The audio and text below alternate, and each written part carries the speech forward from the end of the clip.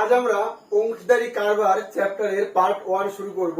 তো এখানে আমরা যেটা মনে রাখবো সেটা হচ্ছে লাভ যদি বার করতে হয় তাহলে মূলধন ইনটু সময়। তাহলে লাভটার অনুপাত যেটা হবে আমাদের সেটা হবে মূলধন ইনটু সময়ের অনুপাত। তাহলে এখান থেকে আমাদের যদি মূলধন বার করতে বলে, মূলধন অনুপাত বার করতে বলে, তাহলে লাভ এর অনুপাত বাই সময় অনুপাত। ঠিক আছে, তাহলে এই একটাই আমাদের এখানে জানার বিষয়, আর বাকি সব আমাদের কনসেপ্টে অঙ্ক হয়ে যাবে। তাহলে আমাদের যেটা হচ্ছে এখানে প্রথম অঙ্কটা কি বলছে আমাদের, বলছে এক ব্যবসাতে এ বি এবং সি যথাক্রমে 1000 টাকা, 2000 টাকা ও 3000 টাকা বিনিয়োগ করে।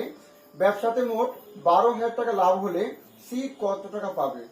তাহলে দেখো, যে বেশি টাকা ইনভলভ করবে তার বেশি লাভ হবে, আর যদি ক্ষতি হয় তাহলে ক্ষতিও বেশি হবে, আর যে অল্প টাকা দেবে তার লাভ বা ক্ষতি দুটোই কম হবে।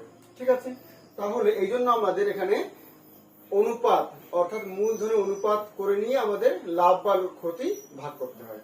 তাহলে এখানে আমরা কি করব, A is to B is to C কত হবে? 1000 দিয়েছে, 2000 দিয়েছে, 3000 দিয়েছে।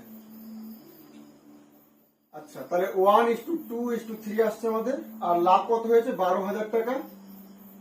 তাহলে সি কত পাবে? তাহলে সি পাবে 12,000 এর 3 ভাগ পাবে নিশ্চয়ই। কত ভাগের মধ্যে? 3 আর 2 5 আর 1 6 ভাগের মধ্যে। তাহলে 6 দুগুণী 12, 3 দুগুণী 6, 6,000 টাকা। বি তার উত্তর।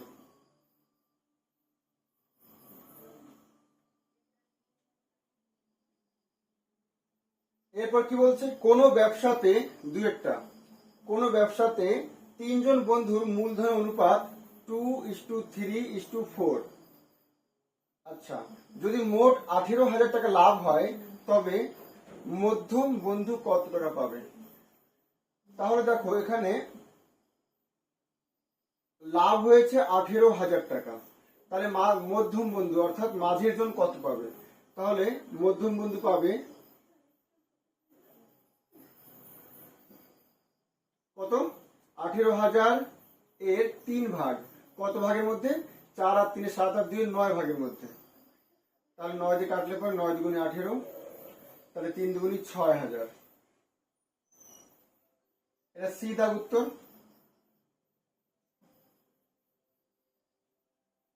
আচ্ছা, এরপর বলছে এ বি ও সি 3 দাগ, এ বি ও সি 3 জনে মোট 4700 টাকা নিয়ে একটি ব্যবসা শুরু করে। এ বি এর থেকে 500 টাকা বেশি এবং বি সি এর থেকে 300 টাকা বেশি বিনিয়োগ করে। ব্যবসাতে 1410 টাকা লাভ হলে এ কত টাকা পাবে? তাহলে এখানে কি বলছে, বি সি এর থেকে 300 টাকা বেশি আর এ বি এর থেকে 500 বেশি। তাহলে ধরে নিচ্ছে সি নিয়েছে এক্স টাকা। ঠিক আছে, তাহলে বি কত হবে? বি সি এর থেকে 300 বেশি অর্থাৎ এক্স প্লাস 300 হবে বি এর। আবার এ বি এর থেকে আবার 500 বেশি বলছে, তার মানে বি পেয়েছিল এত, তার থেকেও আরো 500 বেশি অর্থাৎ এক্স প্লাস 800 হবে এ। এবার এই 3 জনের মোট টাকা কত? X plus 300 plus x plus 800, এই মোট টাকা বলছে ওরা 4700। দ্যাট ইজ, এখানে দেখো যোগ করলে 3x আসছে, আর এই 800 আর 300 1100, ওই পাশে গেলে -1100 হবে। ঠিক আছে, তাহলে x ইকুয়াল টু আসছে আমাদের, ওদিকে বিয়োগ করলে 0 7 থেকে 1 6 3600 বাই 3 হবে একটা, 3 12 36 1200। x এর মান পেলাম আমরা 1200। a is to b is to c করি, তাহলে দেখো এ কত হবে? 1200 প্লাস 800 2000 টাকা, আর বি হবে 1200 প্লাস 300 1500, আর সি হবে 1200। তাহলে আমরা এই দুটো শূন্য কেটে দিই, তাহলে 20:15:12 এত আসছে অনুপাত। এবার লাভ হচ্ছে কত আমাদের? 1410 টাকা লাভ হয়েছে। তাহলে এ কত পাবে? তাহলে এ পাবে আমাদের 1410 এর মধ্যে 20 ভাগ পাবে এ। কত ভাগের মধ্যে? 20 আর 15 35 আর 12 47 ভাগের মধ্যে। তাহলে 47 গুণ 3 গুণি 6, 600 টাকা পাবে এ, অর্থাৎ বি দাগ উত্তর।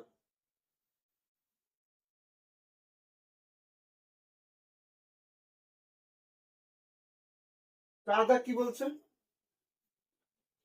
কোন ব্যবসাতে এ বি সি এর মূলধনের অনুপাত 2:3:5 এবং তাদের নিয়োজিত সময়ের অনুপাত 3:4:5, তাদের লভ্যাংশ কি অনুপাতে বন্টিত হবে? তাহলে আমাদের লভ্যাংশ অনুপাত কি হয়? মূলধন। তাহলে এখানে মূলধন কত দেওয়া আছে? মূলধন অনুপাত দেওয়া আছে আমাদের 2:3:5, আর সময় অনুপাত দেওয়া আছে 3:4:5। তাহলে লভ্যাংশের অনুপাত কত হবে আমাদের? একটু আগে বলেছি আমরা যে লভ্যাংশ অনুপাত সবসময় মূলধন আর সময়ের অনুপাতের গুণফল হয়, অর্থাৎ গুণ করলে 3 দুগুণে 6 হবে, 3 4 12, 5 5 25। ডি দাগ।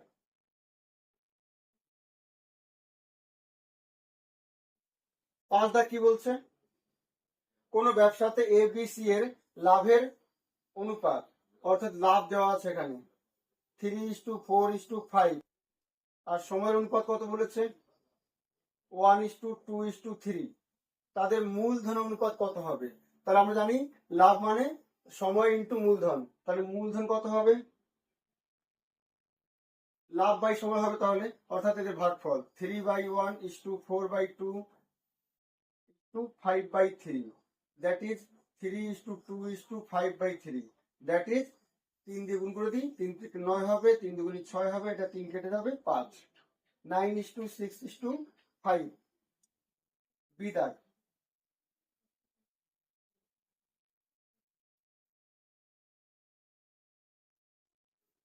ছয় দাগ কি বলছে? ছয় দাগ বলছে কোন ব্যবসাতে এ বি সি এর মূলধনের অনুপাত 5, অর্থাৎ মূলধনের অনুপাত দিয়ে দিয়েছে এখানে 5:6:8, আর লভ্যাংশ বলে দিয়েছে